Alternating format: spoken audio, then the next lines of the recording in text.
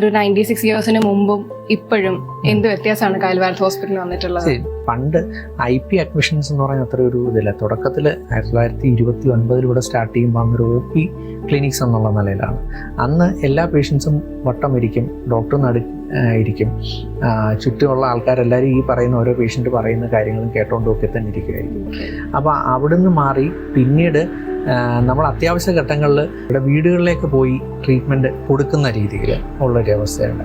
പിന്നീട് വന്നത് നമുക്ക് IP അഡ്മിഷൻസ്, പണ്ടത്തെ IP റൂംസ് ആയിരുന്നു അതൊക്കെ. അപ്പോൾ അതിനെ നമ്മൾ ആ റൂമിൽ പേഷ്യൻ്റ് അഡ്മിറ്റ് ചെയ്യുകയും ട്രീറ്റ്മെൻറ്റ് എടുക്കുകയും ചെയ്യണം. അതിൽ നിന്ന് വിപുലമായി ഇന്ന് നോൺ AC, AC, സ്യൂട്ട് അങ്ങനെ 3 കാറ്റഗറിയിൽ നമുക്ക് റൂംസ് ഇന്ന് അവൈലബിൾ ആണ്.